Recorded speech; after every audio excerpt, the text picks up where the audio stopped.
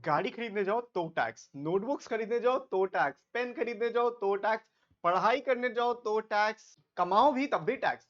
तो टैक्स एक inevitable part बन चुका है हमारी लाइफ का। एंड इस चीज को पढ़ना इसीलिए बहुत ज्यादा जरूरी हो जाता है।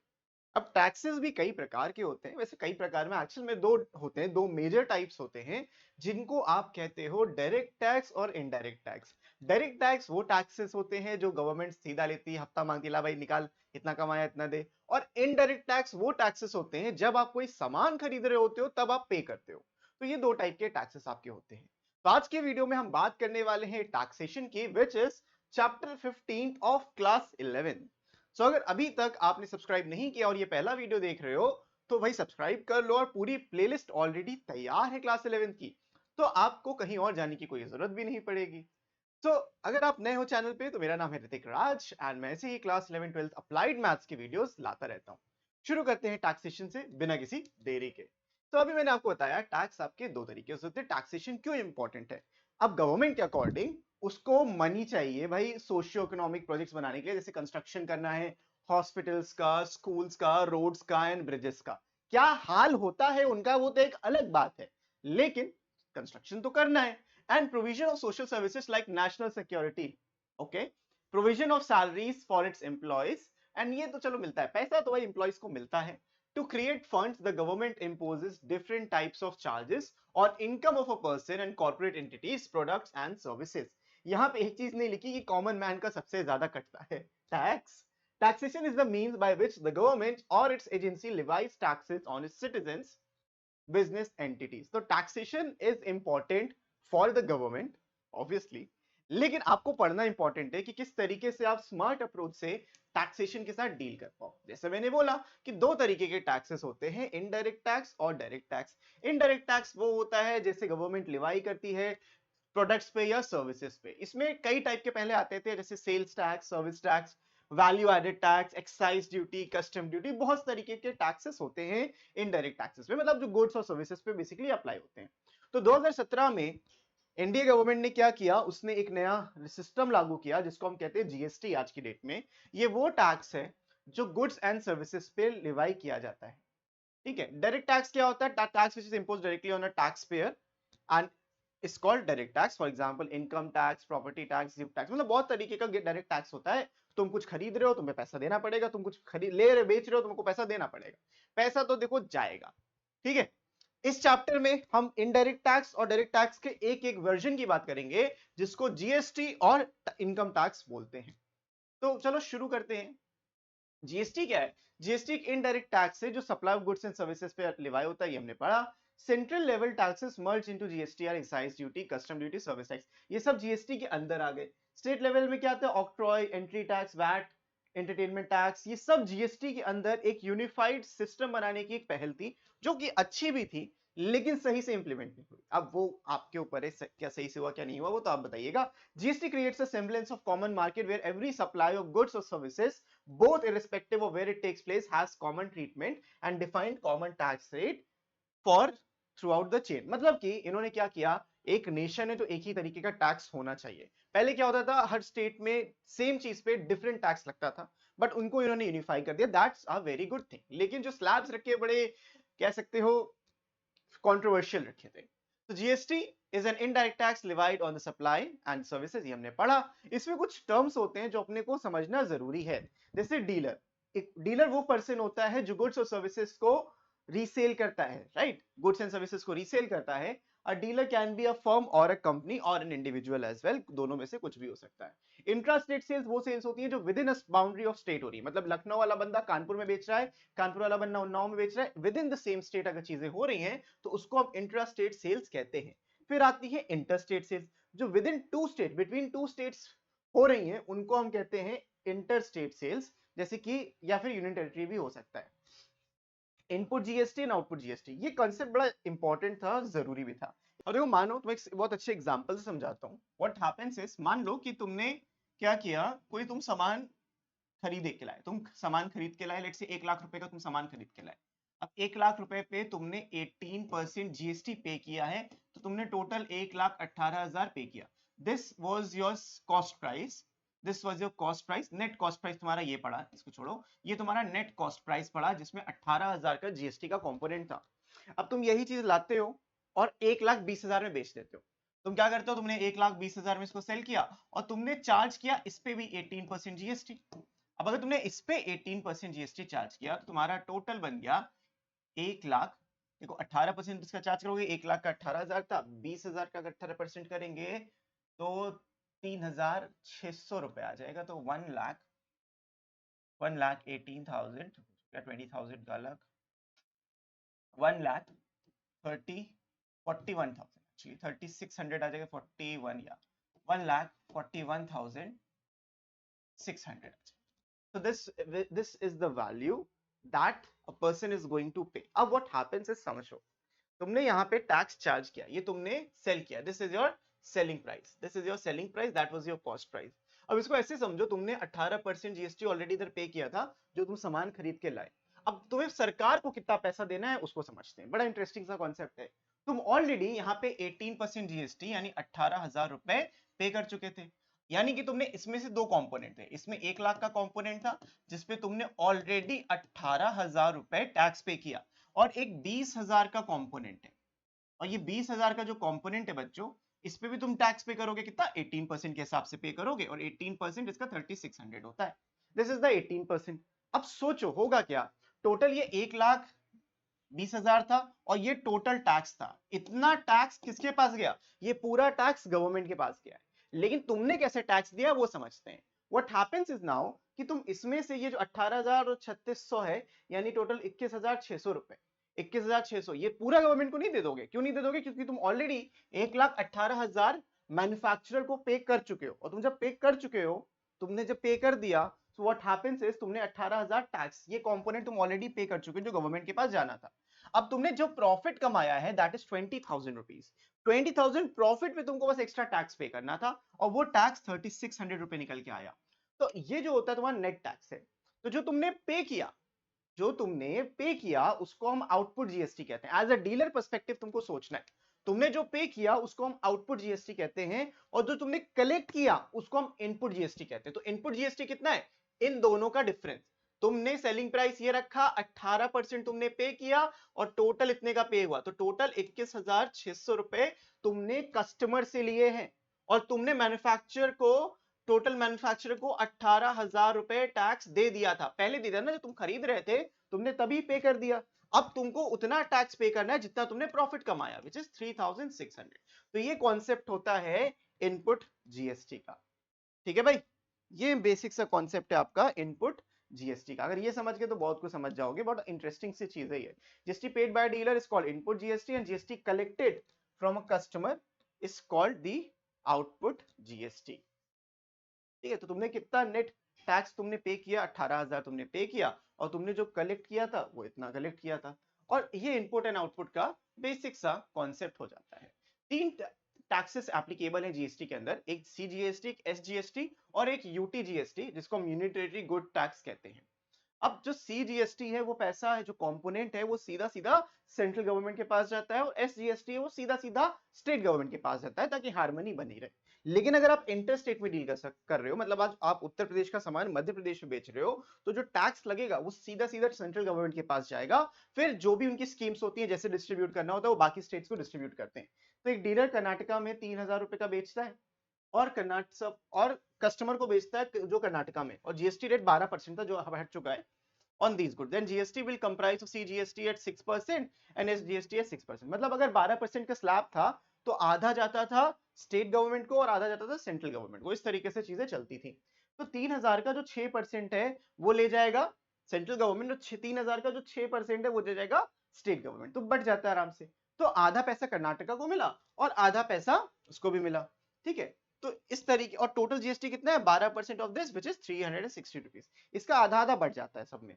लेकिन अगर आप इंटरस्टेट डील करते हो तो आपका आईजीएसटी लगता है, जिसको हम integrated goods and service tax बोलते हैं।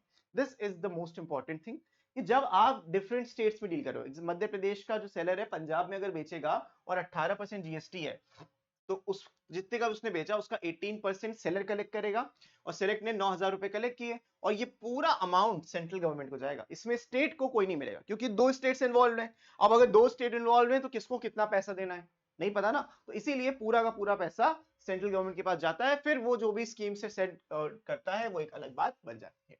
अब जीएसटी का रेट स्ट्रक्चर, जब इनिशियली जीएसटी लागू हुआ था तो कुछ इस तरीके का स्ट्रक्चर था जीएसटी का। जो एसेंशियल आइटम्स थे इंक्लूडिंग अनपैक्ड फूड, उस पर 0% जीएसटी लगता था। जो कॉमन यूज आइटम्स थे उस पर 5% था। स्टैंडर्ड रेट 12% बना था, और मैक्सिमम जो लगता था वो 18% था। जितने भी सिन या लग्जरी प्रोडक्ट्स थे, यानी गुची अरमानी का जो बैग आ रहा है, वो 28% का जीएसटी उस पर लगता था।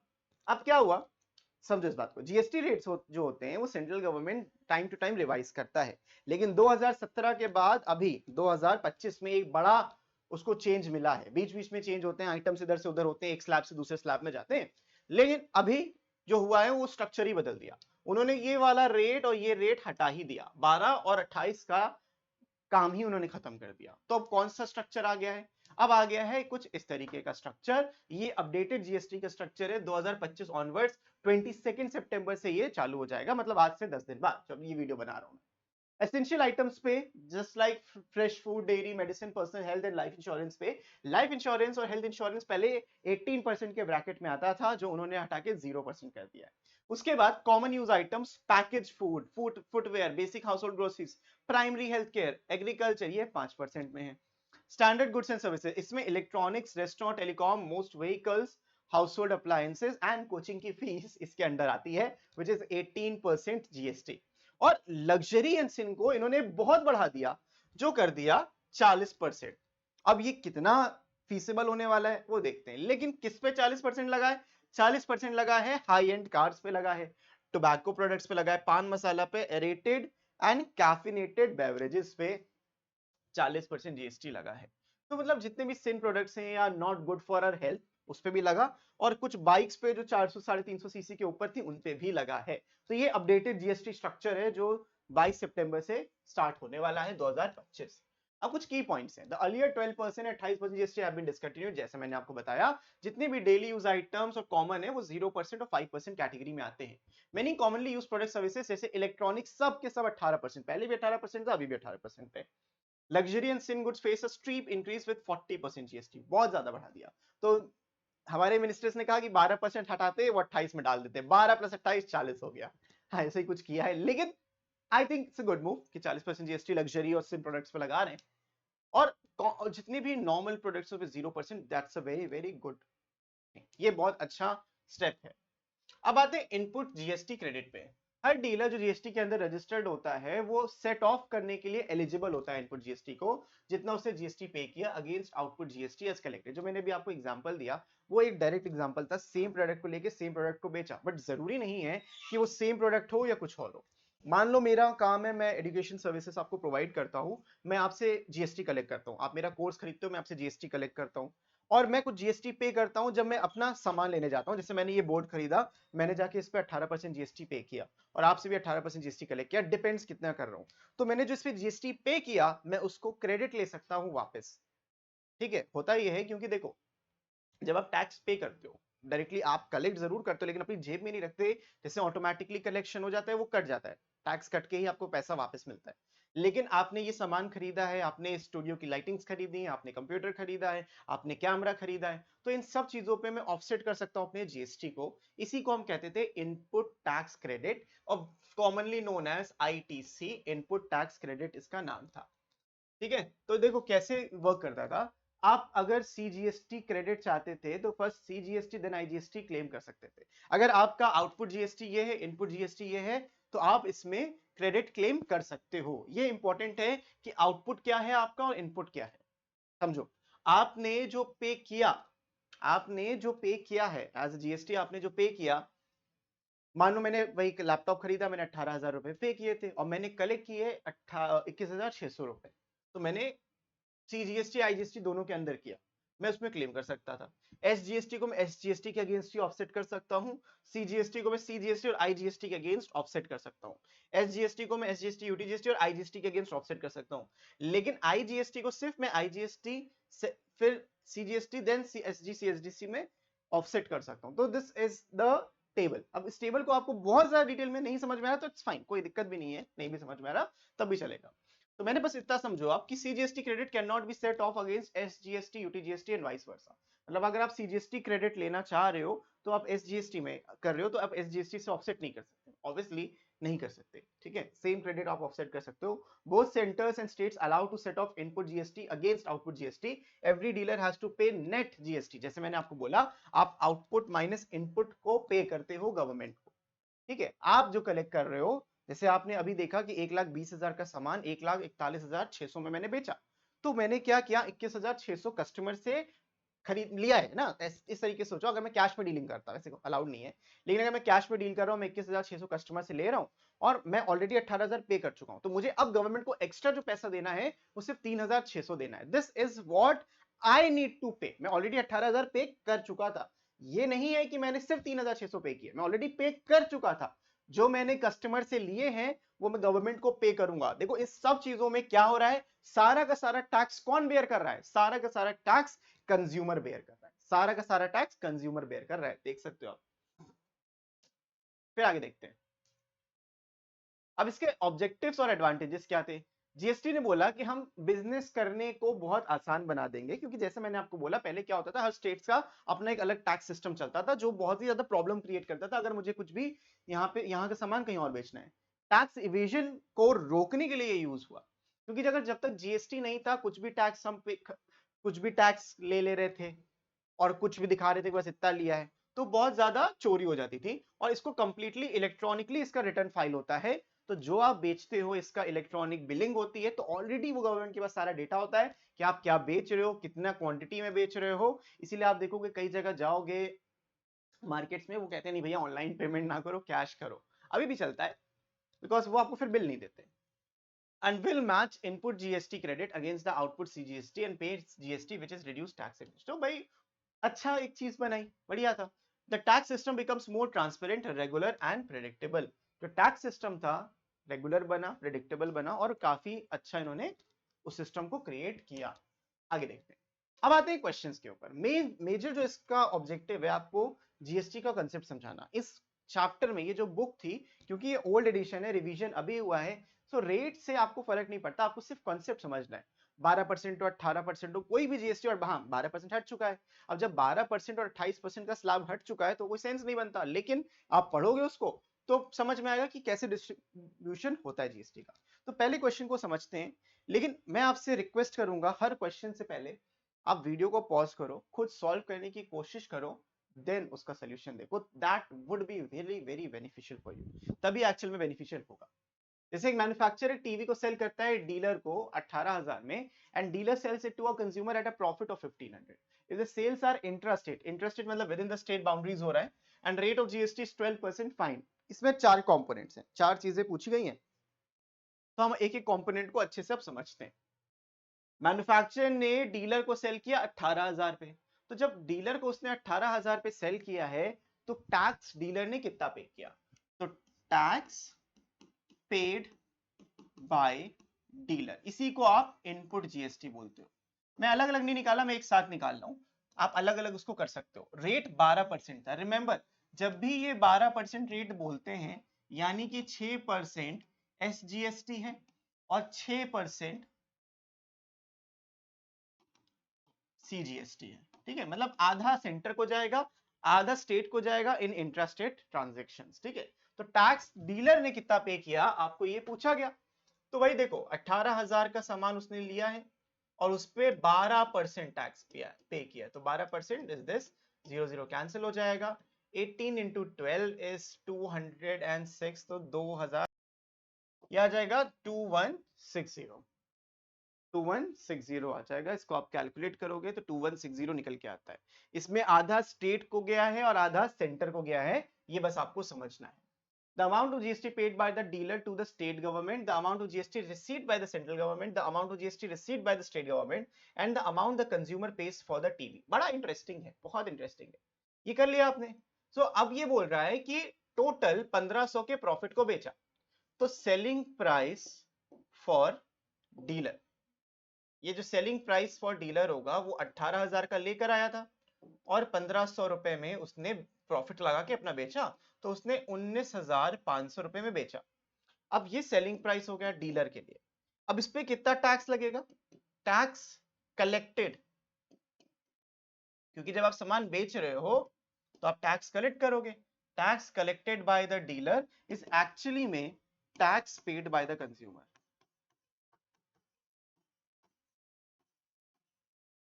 जिस तरीके से मैं समझा रहा हूं समझ लो, अच्छा समझ में आएगा। Tax paid by the consumer is actually the tax collected by the dealer. जो पे करेगा कंज्यूमर वही तो डीलर कलेक्ट करेगा। तो इट विल बी 12% ऑफ 19,500। तो जीरो से जीरो कैंसिल, जीरो से जीरो कैंसिल। यहां पे आप कैलकुलेशन कर सकते हो 195 इंटू 12, आपको मिलेगा 2340। This number is 2340।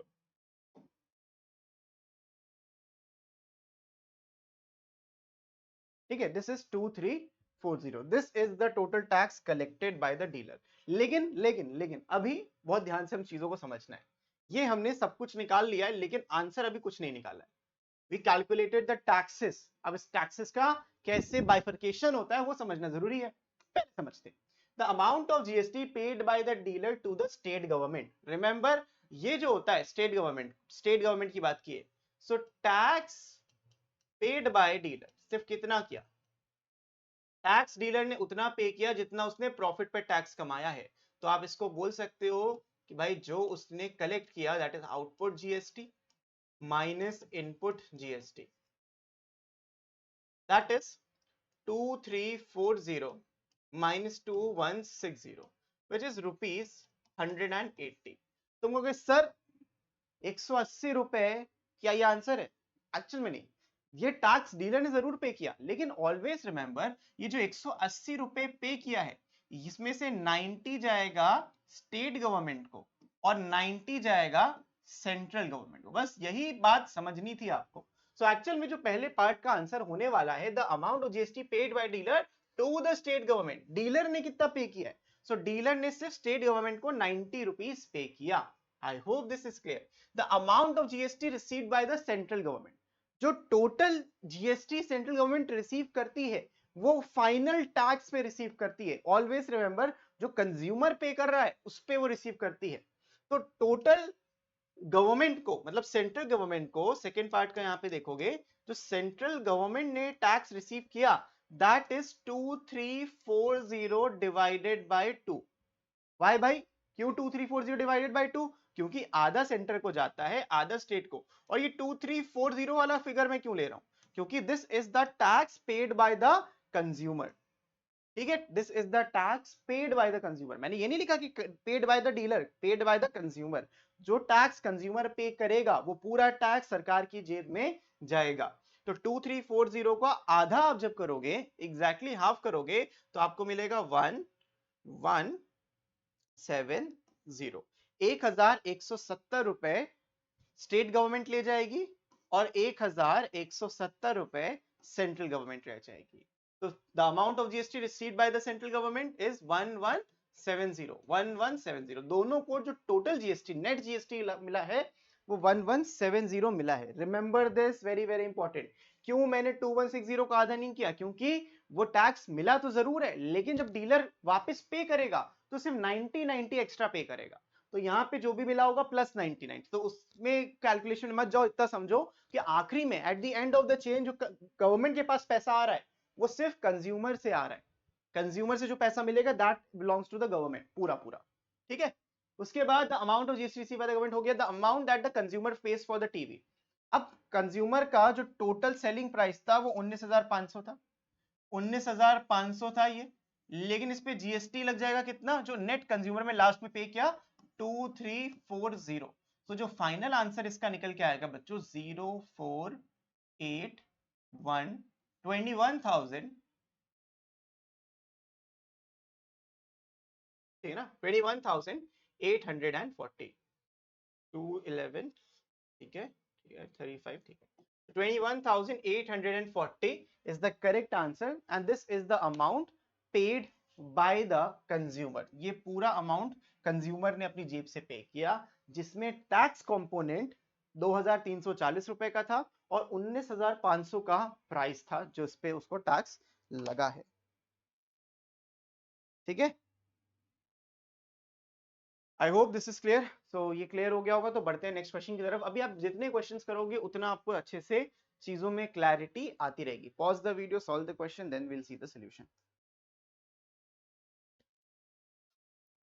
क्वेश्चन 2 में बोला गया है, shopkeeper buys the camera at a discount of 20% from the wholesaler, the printed price of the camera being 1600. The shopkeeper sells it to a consumer at a printed price if the sales are intrastate and the rate of the GST is 12%. Fine. तो ऐसी बहुत सारी information आपको दी रहेगी, but it's not at all difficult, याद रखना। तो सबसे पहले तो डिस्काउंट पे दिया और प्रिंटेड प्राइस 1600 रुपए था। तो अगर आप 1600 रुपए के डिस्काउंट, 1600 में 20% का डिस्काउंट देते हो, तो वो भी 1600 रुपए पे ही कैलकुलेट होता है। It is 1600 minus 320। अब इसको आप सिंप्लीफाई करोगे, आपको 1280 मिलेगा। This will be the selling price, this will be the selling price for जो शॉपकीपर बेच रहा है, होलसेलर से खरीद रहा है। ये सेलिंग प्राइस है किसका? सेलिंग प्राइस है होलसेलर का, और ये कॉस्ट प्राइस है शॉपकीपर का, ये खरीद रहा है। अब इसी सेलिंग प्राइस पे लगता है जीएसटी। कितना जीएसटी लगेगा? 12% जीएसटी लगेगा। तो भाई जो शॉपकीपर ने पे किया, तो जीएसटी पेड बाय शॉपकीपर, इस केस में वो हो जाएगा 12% ऑफ 1280। रिमेंबर दिस 12% जो हम निकाल लें, कलेक्टिव निकाल रहे हैं, स्टेट का और आपका सेंटर का, दोनों का कलेक्टिव ये जीएसटी होता है। और 1280 पे जब आप इसका जीएसटी निकालोगे, आपको मिलेगा रुपीज 153.60। ये कंबाइंड जीएसटी है इसका। कंबाइंड से मेरा यहाँ पे मतलब जो है बच्चों, वो है कि इसमें स्टेट की वैल्यू भी मिक्स है और सेंटर की वैल्यू भी मिक्स है, जो दोनों को इक्वली बटेगा। Okay, I hope this is clear. तो अगर हम बात करें आगे यहाँ पे, ये तो कैलकुलेशन हो गया शॉपकीपर का। अब क्या करता है शॉपकीपर? कंज्यूमर को बेचता है प्रिंटेड प्राइस पे। तो मतलब शॉपकीपर के लिए जो सेलिंग प्राइस है वो भी 1600 रुपए है। इस पे लगेगा 12% जीएसटी, तो 12/100 आप कर लेंगे। यहाँ से क्या सिंप्लीफाई करोगे? 16 इंटू 12, 160 एंड 32, 192। तो 192 रुपीज ये टोटल जीएसटी होगा। एंड लेकिन जीएसटी किसका? GST paid by consumer. ये जीएसटी कंज्यूमर ने पे किया, और ये इक्वली पे किया स्टेट को और सेंटर को। अब आते हैं बात पे, मेन मुद्दे पे, कि टोटल कितना, the amount at which the consumer bought the camera, इसकी बात कर लेते हैं पहले। तो कंज्यूमर ने 1600 रुपीज पे 192 रुपीज और पे किया। तो टोटल कंज्यूमर में 1792 रुपीज पे किए हैं। And this is the answer to the fourth part. तो पहले फोर्थ पार्ट का ही निकाल दिया। I hope this is clear, easy है, कोई ऐसा डिफिकल्टी है नहीं। GST paid by the shopkeeper to the central government, GST received by the central government, and GST received by the state government. ये तीन डिफरेंट एस्पेक्ट हैं। जो भी शॉपकीपर सेंट्रल गवर्नमेंट को पे कर रहा है, वो अपने प्रॉफिट पे पे कर रहा है। जो प्रॉफिट कमा रहा है खाली उस पे पे कर रहा है। लेकिन मैन्युफैक्चरिंग से लेके एंड तक जो जीएसटी पे हुआ है, वो किसने पे किया? सारा का सारा जीएसटी कौन बेयर करेगा? सारा का सारा जीएसटी कंज्यूमर बेयर करेगा। That is an important point to note. Okay, GST paid by the shopkeeper to central government को भी रखते हैं भाई, GST pay receive by the central government. अब जीएसटी जो सेंट्रल गवर्नमेंट और जो स्टेट गवर्नमेंट रिसीव करते हैं, वो हमेशा कंज्यूमर जो पे करता है टैक्स, उसका रिसीव करते हैं। तो इन दोनों का जो आंसर होगा, ये हो जाएगा 192 का दो इक्वल पार्ट्स। तो आंसर कितना आ जाएगा? 96 रुपीज, 96 रुपीज। ये अमाउंट सेंट्रल गवर्नमेंट को गया और ये अमाउंट स्टेट गवर्नमेंट को गया। ठीक है, I hope this is clear. और अगर तुमसे ये बात करें कि जो GST paid by the shopkeeper to the central government, पहले पार्ट का, तो पहले पार्ट में जो सीजीएसटी होगा, नेट जो सीजीएसटी पेड बाय शॉपकीपर,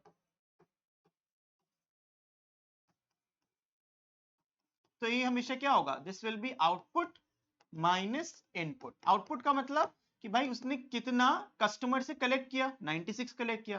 देखो स्टेट जो सेंट्रल गवर्नमेंट को गया और जो स्टेट गवर्नमेंट को गया, वो 192 रुपीज गया। टोटल जीएसटी गवर्नमेंट के पास 192 गया, बट उसमें से सेंटर का हिस्सा 96 रुपीज था। तो आउटपुट सेंटर का, सिर्फ सीजीएसटी की मैं बात कर रहा हूँ। और इनपुट क्या होगा इसका भी? तुम आधा आधा कर लोगे, इसको दो हिस्सों में बांट दो, और जब दो हिस्सों में बांटोगे 76.8 आएगा।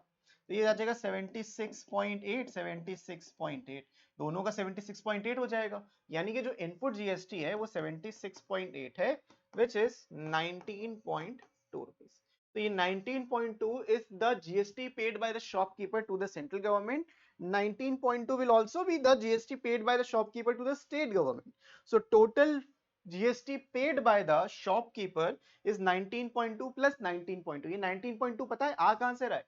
ये आ रहा है जो आप इन दोनों के डिफरेंस मतलब 320 रुपए पे, ये 19.2 यहां से आ रहा है। ये बात अगर आप समझ गए हो तो भाई बहुत बहुत अच्छी चीज है, आप समझ रहे हो, अच्छा कर रहे हो। आगे बढ़ते हैं अगले क्वेश्चन की तरफ। A manufacturer sells a washing machine to a wholesaler for 15,000 rupees. 15,000 में एक मैन्युफैक्चरर बेच रहा है washing machine.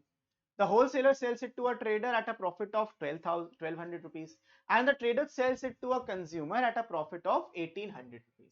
If all the sales are intrastate and the rate of GST is 12%, find the amount of tax received by the state government from the wholesaler, from the trader, and the amount the consumer pays for the machine. देखो at the end जिसका कटता है वो consumer ही होता है। तो देखो इसमें कई मल्टीपल लेयर्स मौजूद हैं, उन लेयर्स को समझते हैं कि कौन कितना टैक्स दे रहा है, कौन सा उसका कितना का सेलिंग प्राइस है। प्रॉफिट कभी भी तुम टैक्स के ऊपर नहीं ऐड करते कि उस पे करेंगे फिर उस पे भी टैक्स ले लेंगे, ऐसा नहीं होगा। प्रॉफिट पे ही आप टैक्स लेते हो, टैक्स के ऊपर आप टैक्स नहीं लेते हो, रिमेंबर दिस। प्रॉफिट पे टैक्स बनता है लेकिन टैक्स के ऊपर टैक्स नहीं बनता। तो मैन्युफैक्चरर वॉशिंग मशीन को सेल करता है 15,000 में। तो मेरे पास कुछ किरदार हैं कहानी में, उनको हम समझते हैं। We have a manufacturer, a wholesaler, a trader, and a consumer. हम इनकी बात कर रहे हैं। तो मैं तुमको बहुत आराम से एक टेबल से चीजों को समझाता हूं कि हो क्या रहा है, ठीक है? बहुत आराम से चीजों को समझते हैं, जितना आराम से समझोगे उतना तुम्हारे लिए अच्छा रहेगा। इन सबकी अपनी एक कॉस्ट प्राइस होगी, इन सबका अपना एक सेलिंग प्राइस होगा, इन सबका अपना एक टैक्स होगा, जितना इन्होंने टोटल टैक्स पे किया है ना, टैक्स कलेक्टेड, टैक्स पेड, ऐसे आप लिख सकते हो, राइट? वो ध्यान से समझो, मजा आएगी। अभी टैक्स हो गया। अब इसमें हम बनाते हैं कि करना क्या है। मैन्युफैक्चरर जो है उसने कुछ बनाया, उसकी कॉस्टिंग आई, लेकिन उसने बेचा है 15,000 में। अब जो 15,000 में आपने बेचा है वो होलसेलर को पड़ेगा उतने का, मतलब 15,000 का होलसेलर को पड़ेगा। रिमेंबर अभी मैं टैक्स नहीं लिख रहा, टैक्स यहां ब्रैकेट में लिख दूंगा, ठीक है? और फिर क्या करेगा, होलसेलर प्रॉफिट में बेच देगा 1200 रुपए पे, मतलब होलसेलर का जो सेलिंग प्राइस होगा वो 16,200 होगा, ट्रेडर का जो कॉस्ट प्राइस होगा वो 16,200 होगा, and trader sells it to a consumer at a profit of 1800। तो जो ट्रेडर ने बेचा है वो 1800 के प्रॉफिट में बेचा, तो यहाँ पे 18,000 रुपीज बन जाएगा। कंज्यूमर को कितने का पड़ा? 18,000 रुपीज का पड़ा। तो ये सिस्टम कुछ इस तरीके से चलता है, खरीदते हैं बेचते, खरीदते हैं बेचते। तुमने नोटिस किया मैंने कुछ टैक्स लगाया नहीं, मैंने सिर्फ प्रॉफिट लगाया, प्रॉफिट पे जो बेच रहा है, प्रॉफिट प्रॉफिट प्रॉफिट। अभी प्रॉफिट की बात करी, कोई टैक्स की मैंने बात ही नहीं करी, ओके? जीएसटी 12% था। तो देखो जी भाई, जब यहाँ पे होलसेलर ने खरीदा, जब होलसेलर ने खरीदा है तो 15,000 पे कुछ टैक्स पे किया, ठीक है? 15,000 पे कुछ टैक्स पे किया उसने। अब जो टैक्स पे हुआ, कितना पे हुआ? तो इसका जो इनपुट है, जो इसने पे किया, जो टैक्स दिया है, वो कितना है भाई? वो 12% ऑफ 15,000 है। जो निकल के आता है 12 15 से 180 1800 रुपीज, 1800 रुपए उसने पे किया। और जो आउटपुट है, आउटपुट वो होता है जो उसके आगे जो बेचेगा उस पर कलेक्ट किया। अब वो आउटपुट कितना कलेक्ट करेगा? 12% ऑफ 16,200, जितने का बेचेगा उसी पे तो कलेक्ट करेगा। अब ये बनता है 1944 रुपए। ये जो वैल्यू बनेगी वो 1944 बननी चाहिए, और ये सब इक्वली स्प्लिट होता है, ये बात आप दिमाग में रखना, ठीक है? आउटपुट कितना बनेगा? आउटपुट बनेगा 1200 का 12% विच इज 144 रुपीज, एंड 144 में 1944 rupees. This is the output GST. अब ये आउटपुट जीएसटी क्यों आया? आउटपुट जीएसटी आया क्योंकि भाई तुम बेच रहे हो, और जब बेचोगे तो इतना तो लगेगा ही लगेगा। और हमसे पूछा भी है, देखो, the amount of tax under GST received by the state government from the wholesaler. Remember ये जो दो टैक्सेस हैं वो इनपुट आउटपुट टोटल टैक्स हैं, टोटल 12% पे कैलकुलेटेड है, ठीक है? ये खरीदते समय, ये बेचते हुए। तो जो नेट टैक्स आएगा, जो इनका नेट टैक्स बनेगा, वो इन दोनों का डिफरेंस विच इज 144 रुपीज आएगा। इन दोनों का डिफरेंस 144। अब देखो ये जो टैक्स है, जिसने ट्रेडर ने खरीदा, तो ट्रेडर ने वही टैक्स पे किया है जो इसने लिया है। बात समझ रहे हो नहीं समझ रहे हो? मतलब कि इसमें 1944 रुपीज टैक्स का पैसा लगा। और जब वो फिर से 18,000 में बेचने जाएगा, बंदा जो होगा वो 18,000 में बेचने जब जाएगा, तो उसका देखो यहाँ पे जो इनपुट टैक्स होगा, मैं भी बता रहा हूँ, ट्रेडर के लिए वो 1944 है, क्योंकि ट्रेडर ने कितना टैक्स पे किया है, 1944 रुपीस टैक्स पे किया है। अब आउटपुट की अगर मैं बात करूं, तो आउटपुट कितना होगा, आउटपुट होगा 12% ऑफ दिस, 12% जितने का सामान बेचोगे उस पे आउटपुट जीएसटी आपका लगेगा। 12% ऑफ 18,000 2160 रुपीस हो जाएगा, तो ये 2160 आउटपुट हो गया। अगर मैं अब नेट टैक्स की बात करूं, तो इन दोनों का डिफरेंस ही तो होगा, 2160 माइनस 1940, 216 रुपए, 216 रुपए ये नेट टैक्स इसने पे किया है। टैक्स हम हर एक बंदा सिर्फ अपने प्रॉफिट पे कर रहा है। फिर क्या हुआ, इसने 18,000 पे बेचा। अब जब 18,000 पे बेचा है, इस पे कंज्यूमर पे पूरा टैक्स लगा, विच इज 2160, क्योंकि भाई 12% था, 12% 2160 होता है, ये आपने कैलकुलेट किया। ये बेचेगा नहीं, अपने पास रखेगा और सारा टैक्स बेयर करेगा, क्योंकि आगे अगर ये कंज्यूमर भी किसी और को बेच देगा, उस पर भी टैक्स कलेक्ट कर सकता है, लेकिन टैक्स कलेक्ट करने के लिए ही has to be registered under GST, तभी आप इनपुट टैक्स क्रेडिट का बेनिफिट उठा पाओगे। तो यहाँ पे मैंने बहुत सारी चीजें करी, इनपुट आउटपुट सब कुछ लिखा हुआ है। अब एक एक बात को समझते हैं कि क्या क्वेश्चंस हैं। The amount of tax received by the state government from the wholesaler. अब होलसेलर कितना टैक्स पे कर रहा है, होलसेलर 144, होलसेलर अपनी जेब से जो पैसा दे रहा है 144। क्यों सर, क्योंकि जब उसने मैन्युफैक्चरर से खरीदा तो 1800 पे किया, और जब आगे बेचा तो 1944 कलेक्ट किया, तो उसको एक्स्ट्रा कितना देना है, एक्स्ट्रा देना है जो उसका नेट टैक्स आता है, ये लाइबिलिटी है उसकी। तो होलसेलर की जो नेट टैक्स लाइबिलिटी थी वो 144 थी, इसमें 72 स्टेट को जाएगा, 72 सेंटर को जाएगा, तो इसका आंसर 72 आएगा। 72 आने का लॉजिक समझ रहे हो, जो भी नेट टैक्स बना है आधा सेंटर को आधा स्टेट को। ठीक है, नेक्स्ट देखते हैं भाई, the amount of tax under GST received by the central government from the trader. अब ट्रेडर ने 216 रुपए किया, ट्रेडर ने 216 रुपए किया है, तो 108 रुपए सेंटर, 108 रुपए स्टेट, तो 108 रुपए आंसर आ जाएगा, इसका आंसर हो जाएगा 108 रुपए। The amount the consumer pays for the machine, तो टोटल अमाउंट कंज्यूमर ने कितना पे किया, 18,000 which was the cost price, plus उस पे GST 2,160 rupees, 061020, 20,160 rupees. This is the amount which is paid by the consumer. तो कंज्यूमर का ही कटा। ये जो टोटल टैक्स, सरकार को कितना टैक्स मिला, तुम कहोगे सर यहाँ 1800, यहाँ 1900, यहाँ 2100, सरकार के तो मजे हो गए, बट ऐसा नहीं है। जो टोटल टैक्स सरकार को मिला है वो यही टैक्स है खाली, 2160, दैट्स ऑल। बट वो कलेक्ट डिफरेंट सोर्सेस पे हुआ है। जीएसटी इस तरीके से वर्क करता है। I hope now you got the idea behind it. ठीक है, I hope this is clear. बढ़ते हैं आगे क्वेश्चन 4 पे। मजा आ रही है ना भाई, बढ़िया एकदम। ओके, क्वेश्चन 4 में यहाँ पे आपको बोला गया है डीलर एक आर्टिकल को बाय करता है, लेकिन 30% डिस्काउंट पे बाय करता है फ्रॉम द होलसेलर, की मार्क प्राइस बीइंग 6,000। तो भाई 6,000 का आइटम पे 30% डिस्काउंट हो गया, मतलब 30% उसकी वैल्यू कम हो गई, इसका 13% मतलब 1800 कम हो गया, तो 4200 रुपीस आ जाएगा। This is the selling price of the wholesale, selling price of the wholesaler. The dealer sells it to a consumer at a discount of 10% on the mark price. Again intrastate था। अब 5% GST है, ये बढ़िया है, essential item होगा कोई, 5% GST है। अब अगर 5% जीएसटी है तो होना क्या है, 5% इस पे लागू होगा। अभी मैं होलसेलर का पर्सपेक्टिव बता रहा हूं आपको। होलसेलर, होलसेलर का जो सेलिंग प्राइस है वो 4200 है, तो जो टैक्स कलेक्ट करेगा, क्योंकि भाई होलसेलर बेच रहा है, जो टैक्स कलेक्ट करेगा, जो बेचता है वो टैक्स कलेक्ट करता है, वो हो जाएगा 4200 का 5%, 5/100। इसको कैंसिल करोगे, इसको कैंसिल करोगे, 42/5 210 रुपए। तो ये 210 रुपए tax collected by the wholesaler, जिसमें 105 सेंटर का है और 105 स्टेट का। ये बात भी आपको साथ साथ समझते चलनी है। हम टोटल टैक्स की एक बार बात कर रहे हैं, फिर उसको बाद में डिस्ट्रीब्यूट करते हैं। ये होलसेलर। अब डीलर की बात करेंगे। डीलर ने ऑलरेडी टैक्स पे किया है, टैक्स पेड। ये कितना पे किया, जो उसने मैन्युफैक्चरर को दिया है। टैक्स पेड को ही आप इनपुट बोलते हो, टैक्स पेड को जो आप टैक्स पे करते हो that is your input GST. तो भाई ऑलरेडी 210 पे कर चुका है।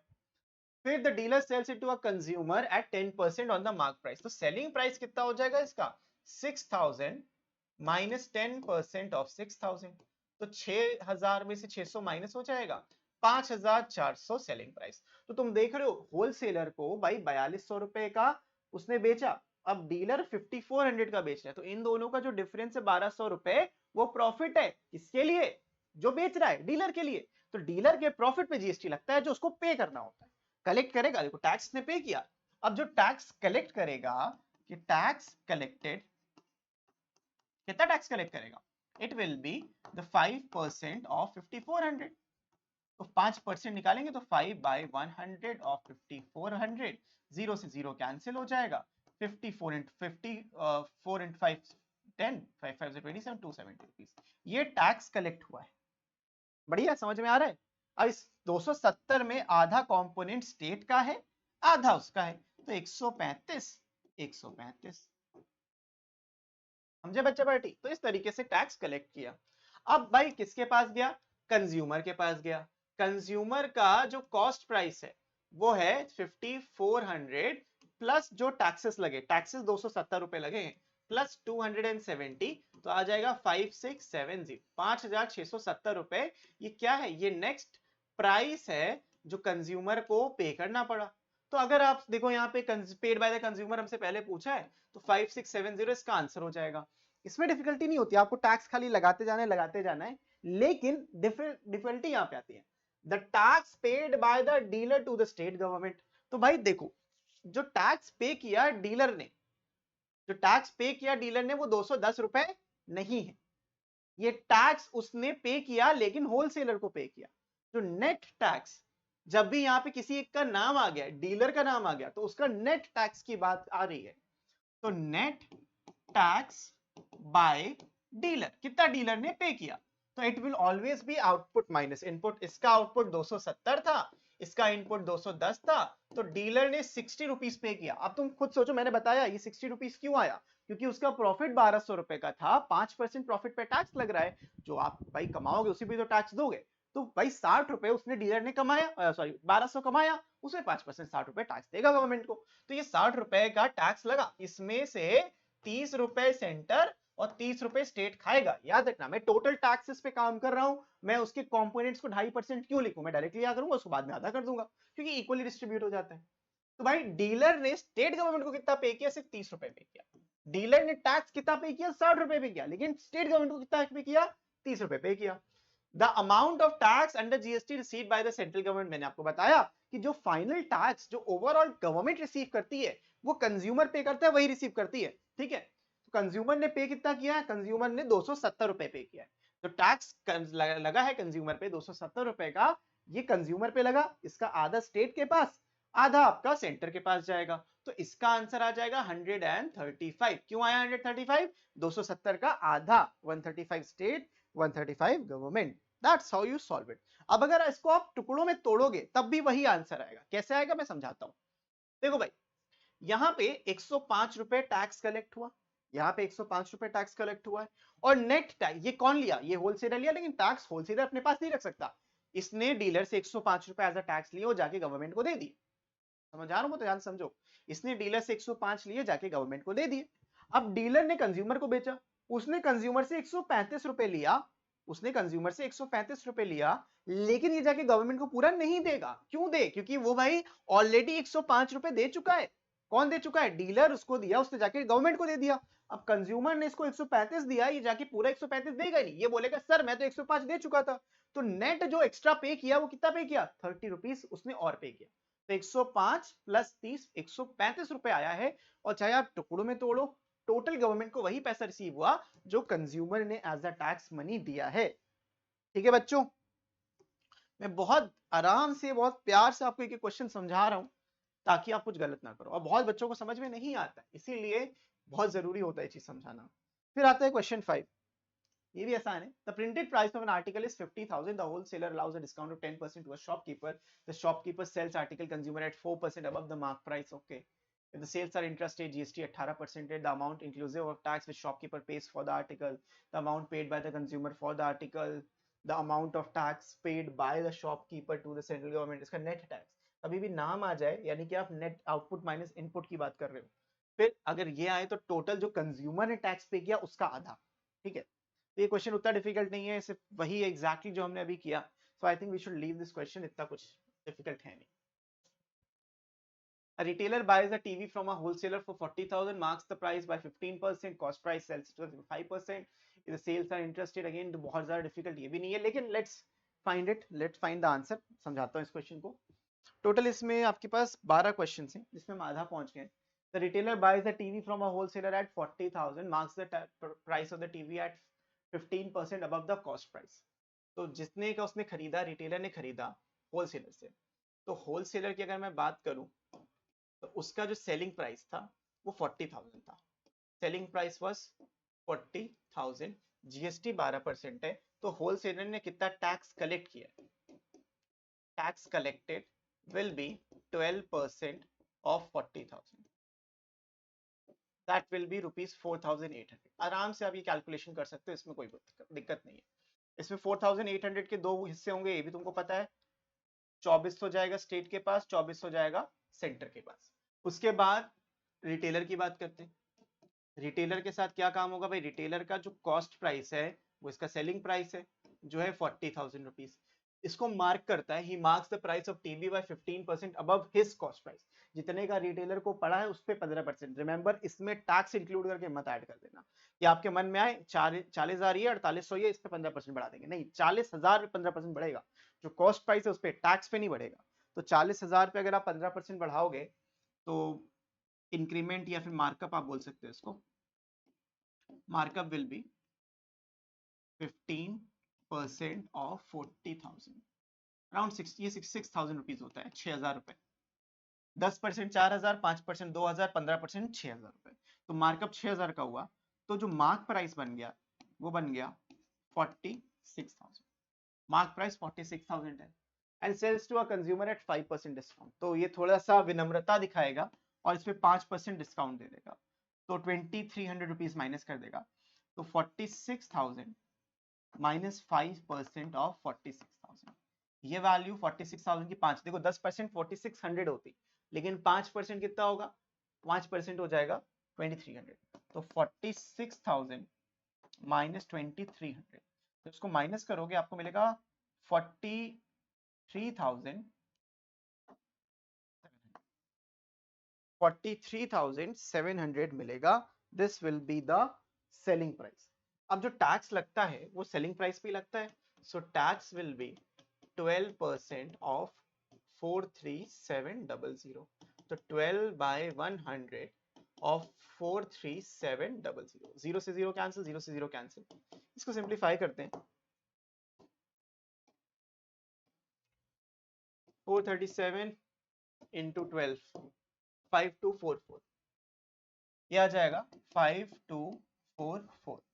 This is the tax paid by the consumer. ये क्या टैक्स उसने कलेक्ट किया? इतना टैक्स उसने पे किया था, 4800 उसने पे किया था, ये टैक्स उसने कलेक्ट किया. अब अगर हम बात करें कि net tax paid bye retailer, सिर्फ रिटेलर की मैं बात कर रहा हूं अभी. Next tax paid by the retailer. Retailer ने कितना टैक्स पे किया?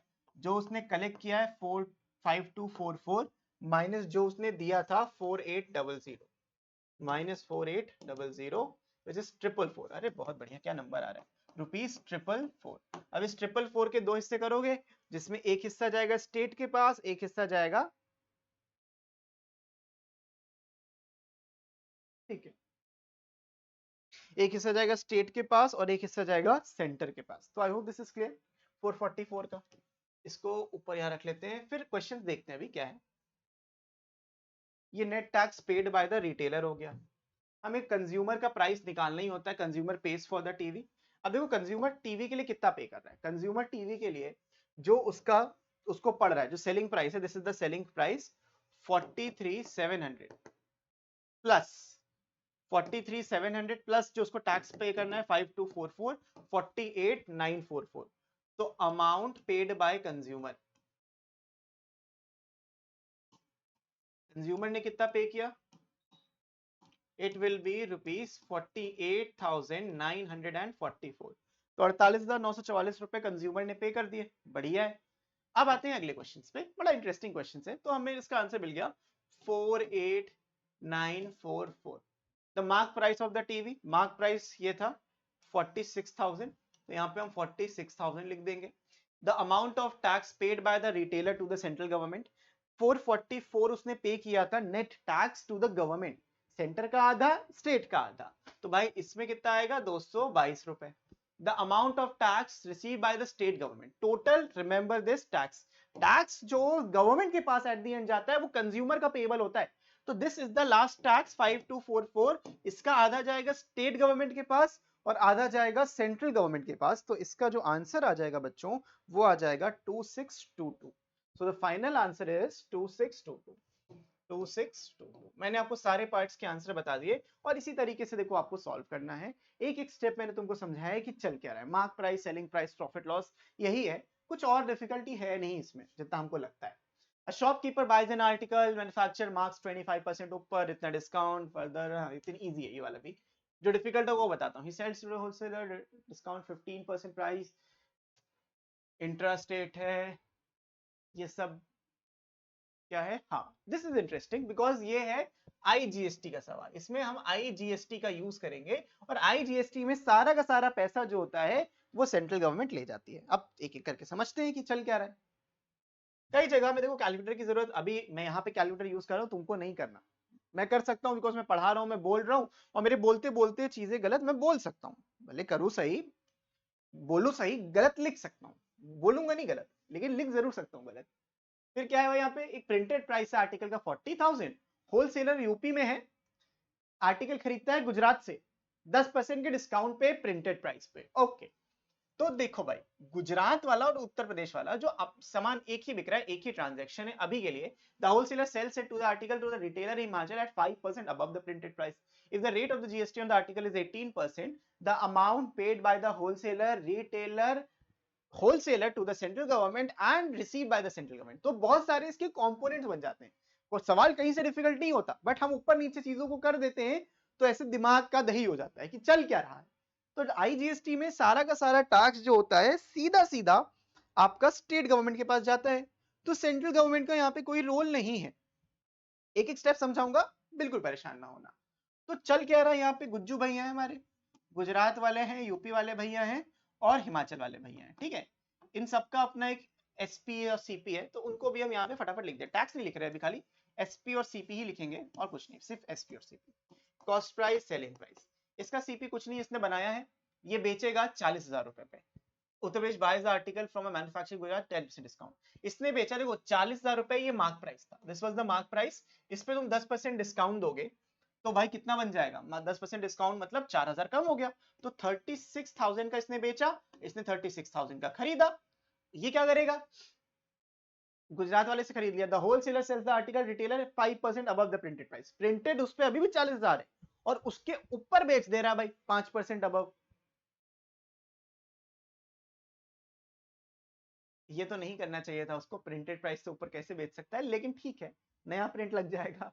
तो 5% अबव द प्रिंटेड प्राइस, इसका 5% जो होगा वो 2,000 रुपए होगा, मतलब 42,000 का यहाँ पे आपको चपत लगेगी, 42,000, और यहाँ पे रिटेलर 42,000 रुपीज का ले लेगा, ठीक है। और यहाँ पे कोई कंज्यूमर की बात नहीं हुई तो और अच्छी बात है, कंज्यूमर नहीं है तो और अच्छा है, अपना कंज्यूमर को सब कुछ लेना नहीं पड़ा। तो देखो यहाँ पे क्या चल रहा है, the amount of inclusive paid by the wholesaler for the article, ये मैन्युफैक्चरर है, ये होलसेलर है और ये रिटेलर है, ठीक है, मैन्युफैक्चरर होलसेलर रिटेलर यही चेन चलती है अपनी। टैक्सेस देखते हैं कि चल क्या रहा था, जो गुज्जू भैया थे हमारे वो कलेक्ट करेंगे 18% ऑफ 36,000, तो क्योंकि यहाँ पे सब बेचने लेने वाले देने वाले हैं, तो क्यों ना यहाँ पे हम लिख दें tax collected and tax paid, उल्टा लिखते हैं, ऊपर लिखेंगे टैक्स पेड, कितना उसने पे किया है टैक्स, और उसने कितना कलेक्ट किया है, टैक्स कलेक्टेड, कितना पे किया, कितना कलेक्ट किया। अब देखो ये पे नहीं करेगा, ये कलेक्ट करेगा, रिमेंबर पे कर जरूर रहे हो लेकिन उसकी जेब में नहीं जाएगा, जाएगा गवर्नमेंट के पास, लेकिन वो एक मीडियम में कलेक्ट करने का खाली। तो 36,000 पे आपको 18% जीएसटी लगाना था, तो इनटू 0.18, 18% कितना होता है 0.18, 6,480, तो ये करेगा 6,480 इससे, लेकिन ये कहां से आया है, ये वैल्यू यहाँ पे मैच होनी चाहिए 6,480 रुपए।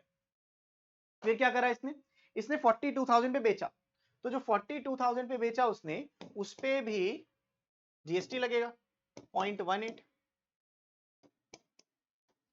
7,560, 7,560। ये किसने दिया? ये इसने दिया होगा 7,560 रुपए। तो कुछ इस तरीके से चीजें चलती हैं। ये नेट टैक्स है और ये पूरा पैसा कहां जाएगा? सेंट्रल गवर्नमेंट के पास। इसमें कोई दो कंपोनेंट नहीं है। तो अच्छी बात तो यही है कि कोई दो कंपोनेंट नहीं है इसमें, डायरेक्ट गवर्नमेंट के पास पैसा जाता है। अब आपको दिख रहा होगा। तो हम पहला सवाल ये था, the amount inclusive of tax paid by the wholesaler for the article. Okay, अब होलसेलर ये था, इसने 36,000 रुपए इसकी कॉस्टिंग थी, 36,000 इसकी कॉस्टिंग थी, प्लस इसने टैक्स पे किया। इसको कितना टैक्स पे किया? 6,480 रुपए टैक्स पे किया है। 6,480 टैक्स पे किया, तो पहले का आंसर आ जाएगा 42,480 rupees. 42,480 rupees is the total amount paid by the wholesaler. Tax की बात नहीं करी, होलसेलर ने कितना किया? The amount of tax paid by the retailer, total कितना रिटेलर ने अमाउंट पे किया है? तो 42,000 प्लस कितना ये रिटेलर ने प्राइस पे किया, और जो टैक्स पे किया वो अलग 7560 is the tax he paid. तो टोटल 49,560 आ जाएगा। 49,560 वैल्यू, ये अमाउंट ऑफ टोटल अमाउंट है इंक्लूसिव ऑफ टैक्सेस। तो चीजों में यही बस आप फंसते हो कि चल क्या रहा है। 49,560, 42,480। तीसरे पार्ट में, the amount of tax paid by the wholesaler to the central government. इस बंदे ने कितना सेंट्रल गवर्नमेंट को पे किया? इस बंदे ने उतना पे किया। होलसेलर की मैं बात कर रहा हूं, होलसेलर की। अभी तक होलसेलर ने जो पे किया, होलसेलर ने 7,560 पे किया है। होलसेलर ने 7,560 पे किया है एज अ टैक्स। और उसने ऑलरेडी कहा कि भाई ये इसने रिटेलर से कलेक्ट किया, इसने ये रिटेलर से कलेक्ट किया है, और पे कितना कर दिया था? 6,480 रुपए ये ऑलरेडी पेड था। तो 1,080 रुपए will be the tax, net tax paid. जब भी नाम आएगा तो net tax output minus input आएगा। जब नाम नहीं आएगा तो टोटल कितना टैक्स मिला। अभी तक सेंट्रल गवर्नमेंट को कितना टैक्स मिल चुका है? इस चेन तक सेंट्रल गवर्नमेंट को कितना मिला? क्योंकि अगर सामान रिटेलर तक रखा हुआ है खाली, तो वही टैक्स मिला जो आखिरी, इसने कंज्यूमर को नहीं बेचा, अभी रिटेलर के पास सामान रखा है। सो अभी तक कितना सेंट्रल गवर्नमेंट कमा चुका है? जो आखिरी टैक्स पे हुआ है वही टोटल 7560। तो आंसर कितना आ जाएगा? 7560। इसमें आधा नहीं किया क्योंकि आईजीएसटी था। इंटरस्टेट चीजें होंगी तो आईजीएसटी ही चलेगा। आई hope this is clear now. फिर है, a shopkeeper in Delhi buys an article 24,000, retailer in Mumbai. The shopkeeper sells the article to consumer in Delhi at a 15% profit on the basic cost price rate of GST है।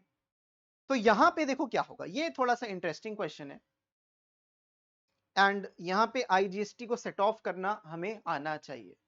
GST जो होगा वो total होगा, क्या इसमें अपने को लगेगा एसजीएसटी लगेगा? The answer is yes, the answer is yes, SGST भी लगेगा। तो इसको थोड़ा डिटेल में समझते हैं क्वेश्चन को। पहले वीडियो को पॉज करो, सॉल्व करो, देन सॉल्यूशन देखो। आई होप आपने अभी तक ये क्वेश्चन कर लिया होगा। एंड ये बड़ा इंटरेस्टिंग सा क्वेश्चन है, क्योंकि चल क्या रहा है कि दिल्ली वाला आदमी, shopkeeper Delhi buys article in Mumbai, Mumbai से सामान ले आ रहा है और दिल्ली वालों को बेच रहा है, जो जनरली लोग उल्टा करते हैं वैसे। 15% on the basic cost price. If the rate of GST is 12%, find the price inclusive of tax at which the shopkeeper bought the article.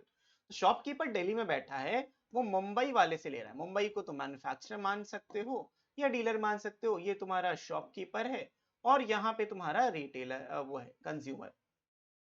Consumer, ठीक है। ये कुछ इनके बातें चल रही हैं। अब देखो बातें क्या चल रही हैं, इनका कुछ कॉस्ट प्राइस, सेलिंग प्राइस होगा। अब जो कॉस्ट प्राइस इसका कुछ नहीं है, लेकिन प्रिंटेड प्राइस था। प्रिंटेड प्राइस था 24,000 rupees. Wholesaler, the shopkeeper sell the article at 5% profit. Okay, printed price पे खरीद रहा है, तो भाई ये 24,000 पे बेच रहा है, तो ये 24,000 पे खरीद भी रहा है।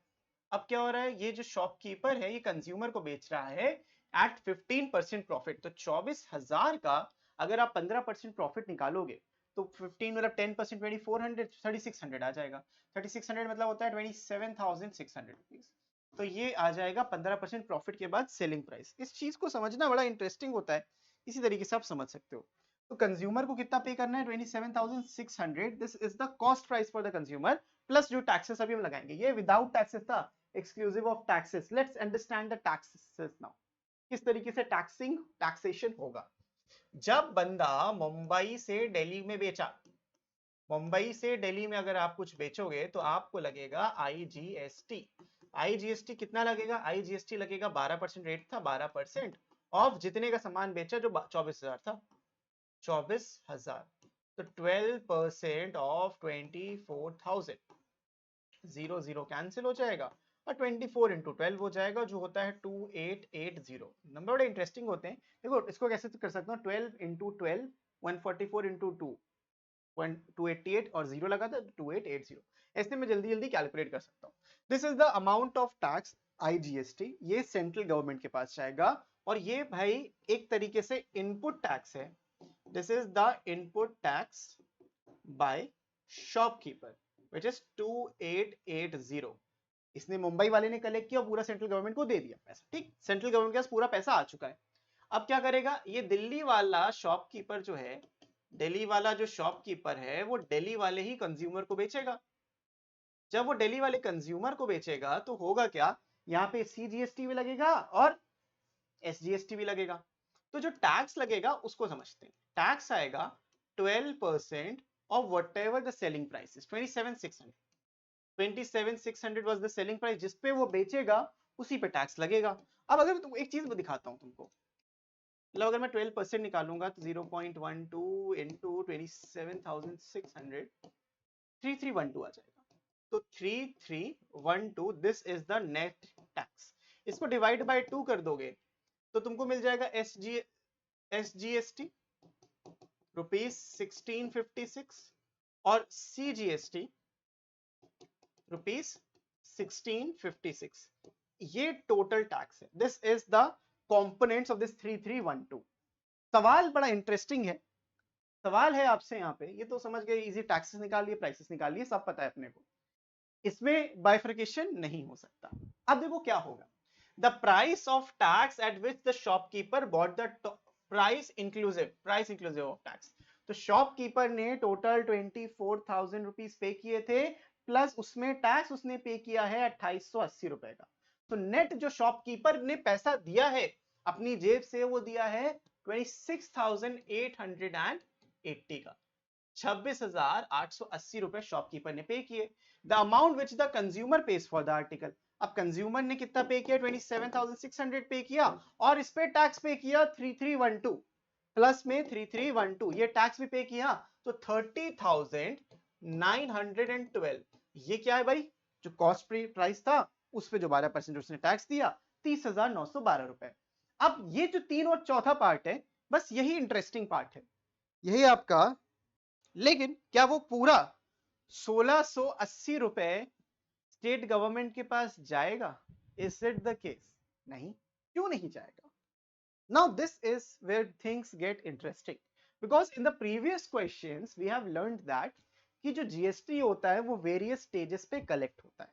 करेक्ट, करेक्ट ना? बहुत ध्यान समझो, मैं बता रहा हूँ, बड़ा इंटरेस्टिंग, बहुत इंटरेस्टिंग चीज बता रहा हूँ. जो जीएसटी होता है वो वेरियस चेन्स पे कलेक्ट होता है. तो अगर यहाँ पे तुम टैक्स दे रहे हो 3312 रुपए का और इधर तुमने टैक्स दिया था 2880 रुपए का, 432 रुपए बचा. ये क्या है समझो. जो सेंट्रल गवर्नमेंट है, जब तुमने आईजीएसटी का काम किया, जब तुमने आईजीएसटी पे किया है, दिस इज आईजीएसटी. आईजीएसटी किसके पास जाता है? सेंट्रल गवर्नमेंट के पास जाता है. यहां पे जो नेट टैक्स पे हुआ वो 3312 रुपए पे हुआ है. लेकिन ये जो 3312 रुपए है, ये क्या एसजीएसटी में आधा आधा हो सकता है? नहीं हो सकता. क्यों नहीं हो सकता? उसका रीजन समझते हैं. एक्चुअल में है, हाँ आधा आधा होता है, लेकिन क्या स्टेट को कि पूरा 1656 रुपए मिल जाए? That is wrong. क्योंकि अगर उसको 1656 रुपए मिलेगा, इस बात को समझो, अगर स्टेट को 1656 रुपए मिल रहा है, ये सेंट्रल गवर्नमेंट ऑलरेडी पैसा ले चुकी है, तो 2880 रुपए सेंट्रल गवर्नमेंट ले चुकी है. अब तुम कहोगे सर 1656 रुपए हमें और चाहिए, ये तो भाई 4500 बन गया. ठीक है, तुम कहोगे सर यहाँ पे स्टेट ले चुकी है, यहाँ नहीं लेगी, ऑफसेट हो जाएगा. ऑफसेट समझते ना, आउटपुट माइनस इनपुट, वही चल रहा है सीन पूरा. तो ये तो ऑफसेट हो जाएगा, लेकिन टैक्स 3312 का है, ये 50,536 क्यों आ रहा है? यहीं पे चीजें इंटरेस्टिंग होती हैं। जब अगर आपको जीएसटी का कॉन्सेप्ट समझना है, यही क्वेश्चन बढ़िया था। क्योंकि होगा ये कि भाई गवर्नमेंट के पास, सेंट्रल गवर्नमेंट के पास, मैं जो लिख रहा हूं वो ध्यान समझा, सेंट्रल गवर्नमेंट के पास जो टैक्स आया वो पूरा का पूरा आईजीएसटी पहुंच चुका है। ये ऑलरेडी सेंट्रल गवर्नमेंट के पास पहुंच चुका है। ठीक, 2880 रुपए ये इस मुंबई वाले बंदे ने सेंट्रल गवर्नमेंट को दे दिए। लेकिन एज अ शॉपकीपर जब मैंने कंज्यूमर को बेचा, मेरी जेब, मैंने कंज्यूमर से ये टैक्स कलेक्ट किया, 3312 रुपीस मैंने कंज्यूमर से कलेक्ट किया। लेकिन मैं पूरा क्यों दूंगा आगे? ये 3312 रुपए मैं नहीं दूंगा। क्यों नहीं दूंगा? क्योंकि मैं ऑलरेडी 2880 रुपए पैसा दे चुका हूं, टैक्स दे चुका हूं, तो मैं दोबारा तो नहीं दूंगा। So what will happen? अब मैं कहूंगा सर 3312 रुपए में से मैं 2880 तो पे कर चुका था, ये क्या है? ये आउटपुट है, ये माइनस इनपुट है। अब जो नेट टैक्स आया, वो नेट टैक्स कितना आया? वो आया 432 रुपए, जो हमने एक्चुअल में देखा भी था। ये 432 का क्या होगा? ये टैक्स मुझे एक्स्ट्रा पे करना है। This is the tax which I need to pay more to the government. अब तुम सर ये एक्स्ट्रा पैसा मुझे आधा आधा सेंट्रल और स्टेट को देना है, बट ऐसा भी नहीं, क्योंकि सेंट्रल तो बहुत ज्यादा पैसा ऑलरेडी कमा चुका है। यहाँ पे जो सेंट्रल का हिस्सा था वो 1656 रुपए था। तुम कहोगे सर आधा तो बनता है इसको देना, नहीं, ऑलरेडी इसके पास जा चुका है, ये 2880 तुम ऑफसेट नहीं करोगे। ऑफसेट कैसे होता है? ऑफसेट समझाता हूं, ये आंसर है by the way, third part का ये आंसर है। And the GST receive by the central government, GST यही वाला 2880 रुपए वाला जो आईजीएसटी आपने पे किया वो सेंट्रल गवर्नमेंट की जेब में गया। लेकिन जो टोटल टैक्स 3312 रुपए आपने पे किया, उसमें से आपने आईजीएसटी सेट ऑफ करने के बाद आपको 432 रुपए और पे करना है। ये जो एक्स्ट्रा अमाउंट है वो कहां जाएगा? वो स्टेट गवर्नमेंट के पास जाएगा। तो आईजीएसटी में हमेशा स्टेट नुकसान में रहता है। तो this is how this question number 10 is being done. I know बहुत ही ज्यादा कॉम्प्लिकेटेड सा लग रहा है, बट है नहीं, बहुत सिंपल सा है। हम क्या करते हैं, जो भी हम आईजीएसटी कलेक्ट करते हैं, अगर मैंने आईजीएसटी कलेक्ट किया और बाद में सीजीएसटी और एसजीएसटी आया है, तो पहले मैं सीजीएसटी को सेट ऑफ करूंगा। सीजीएसटी को सेट ऑफ करने का मतलब ये है कि भाई देखो मैंने क्या किया, मैंने 2880 रुपए कलेक्ट किया था, मैंने 2880 रुपए कलेक्ट किया था, उसमें से जो सीजीएसटी मैंने यहाँ पे लग रहा है मैंने सीजीएसटी पे किया, उसको मैंने पे कर दिया, हटा दिया, 1656 रुपए मैंने हटा दिया, 1224 रुपए बचा। अब जो ये 1656 रुपए है, इसको मैं और माइनस करूंगा ना, 1656 रुपए मैं माइनस करूंगा। I am in deficit of 432 rupees, but ये 432 डेफिसिट नहीं है, ये पैसा एक्स्ट्रा बच रहा है टैक्स, तो मेरे पास बच गया, मैंने गवर्नमेंट को निपटा दिया, पैसा दे दिया सारा, ऑफसेट कर दिया, तो 432 जो एक्स्ट्रा बच रहा है वो किसके पास जाएगा? वो जाएगा स्टेट गवर्नमेंट के खाते में। तो तुम देखो नेट टैक्स जो तुमने गवर्नमेंट को पे किया वो 2880 सेंट्रल गवर्नमेंट को पे किया और 432 तुमने स्टेट गवर्नमेंट को। नेट टैक्स वही टैक्स होगा जो कंज्यूमर पे करेगा हर एक केस में। Net tax is the tax which the consumer is paying. बहुत ही ज्यादा इंपॉर्टेंट है ये। बढ़ते हैं अगले क्वेश्चन की तरफ। किरण ने परचेज किया आर्टिकल 5310 रुपए का, ठीक है, 5310 रुपए का किरण परचेज कर रही है article, which includes 10% rebate on the mark price and 18% tax under GST on the remaining price। तो ये एक्चुअल में जो 50310 रुपए हैं, this is the cost price plus tax, सब कुछ मिला जुला दिया, तो इसमें आपका ये 5310 किरण ने पे किया, कंज्यूमर ने इतना पे किया है। तो इसका एक शॉर्टकट आपको बताता हूं कि व्हाट हैपेंस। मान लो कि भाई x रुपीस था, उस पे 10% रिबेट थी, तो 0.x रिबेट हो गया। अब जो रिबेट था उस पे 18% टैक्स था, तो आप क्या करोगे, जो भी अमाउंट आपका है, let's say this is a, उस ए पे आप 18% जीएसटी लगाओगे, 18/100 लिखोगे। तो जब आप इसको सिंप्लीफाई करोगे तो आपको एक सिंगल टर्म मिल जाएगा, वो मैं समझाता हूं क्या है। मान लो लेट द मार्क्ड प्राइस, ये एक लाइन के क्वेश्चंस होते हैं, let the mark price be M, ठीक है, एम। मैं आपको इसमें मल्टीपल स्टेप समझाता हूं।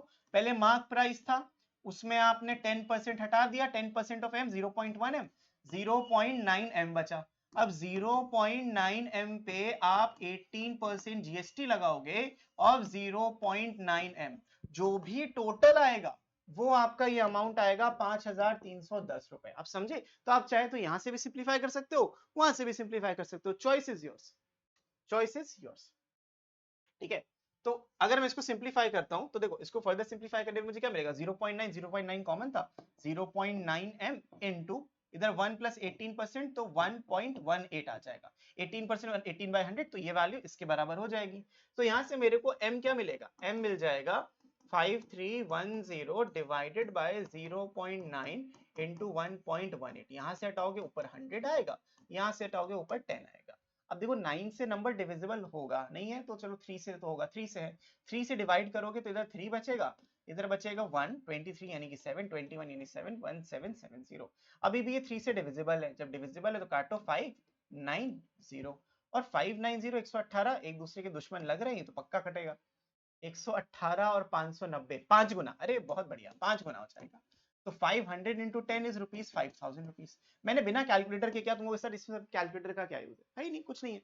तो लॉजिक को समझो, m का था, इसमें 10% का आपने डिस्काउंट दिया तो ये आपका सेलिंग प्राइस बना। जब सेलिंग प्राइस बना, सेलिंग प्राइस पे टैक्स लगा दिया और एक्चुअल में जो फाइनल वैल्यू आई वो 5310 थी। इक्वेशंस बना के हमने यहाँ पे आंसर कर दिया। ये क्वेश्चन भी समझ में आ गया, आंसर 5000 आएगा। A shopkeeper buys an article whose list price is 8,000, some rate of discount from a wholesaler. He sells the article to a consumer at the list price. Okay, discount पे खरीदा, क्या discount था वो नहीं पता. The sales are intra-state and the rate of the GST is 18%. If the shopkeeper pays a tax of 72 to the state government, तो ये 72 to central government को भी pay करेगा. Net इसने pay किया 144 rupees as tax.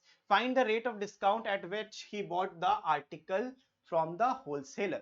मुझे नहीं पता रेट ऑफ डिस्काउंट क्या है, तो हम कैलकुलेट कर लेते हैं, बड़ा इजी होता है डिस्काउंट कैलकुलेट करना। देखो कैसे कैलकुलेट करोगे, 8000 रुपए हमारा मार्क प्राइस था, some rate of discount from wholesaler, क्या डिस्काउंट था पता नहीं है, लेकिन वी नो कि let's write it 1 minus D. 1 minus D क्यों लिख रहे हैं, क्योंकि भाई अगर डिस्काउंट पे हम दे रहे हैं तो लिखूंगा मैं 8000 माइनस d% ऑफ 8000। जो डिस्काउंट था पता नहीं 8% लिख देते हैं, d% लिख देते हैं, इन दोनों में 8000 कॉमन हो गया तो 1 माइनस d% आ जाएगा। 1 माइनस d%, d/100 होता है, नहीं भी सिंप्लीफाई करो चलेगा। ये हो गया आपका सेलिंग प्राइस, ठीक है। ये मार्क प्राइस था, उसमें डिस्काउंट किया, आपको सेलिंग प्राइस मिल गया। अब द सेल्स आर, इसने फिर कंज्यूमर को बेचा, लिस्ट प्राइस पे ही बेच दिया। he sells the articles to the consumer at the list price. The sales are intrastate and the rate of the GST is 18%. ये सेलिंग प्राइस, अच्छा इसने बाय किया, ये कॉस्ट प्राइस है, this is the cost price of the article. ये consume shopkeeper को पड़ा है, शॉपकीपर के लिए ये है, और सेलिंग प्राइस जो है वो है कितना भाई, सेलिंग प्राइस है 8000 रुपीज। ये सेलिंग प्राइस है, ये कॉस्ट प्राइस है, और उसने सेंट्रल मतलब स्टेट गवर्नमेंट को 72 रुपीज दिया और रेट ऑफ जीएसटी 18% था। अगर मैं यहां पे इनपुट जीएसटी कैलकुलेट करूं, input GST will be the difference, the GST paid by the shopkeeper. Input GST will be the GST paid by the shopkeeper. तो ये 9%, क्योंकि 18 टोटल था, मैं सिर्फ अगर स्टेट की बात करूं तो 9% है, सिर्फ स्टेट की 9% of the cost price. Input ये होता है, और अगर मैं आउटपुट जीएसटी की बात करूं तो it will be the 9% of selling price. और जो net GST paid, net GST to state government, state government को जो आपने पे किया वो हमेशा आउटपुट माइनस इनपुट है। अब क्योंकि मैं 18 नहीं 9 ले रहा हूं तो मैं बाय डिफॉल्ट स्टेट की ही बात कर रहा हूं, ठीक है, मैं बाय डिफॉल्ट स्टेट की बात, टोटल भी ले सकते थे, मैं बाय डिफॉल्ट स्टेट की बात कर रहा हूं।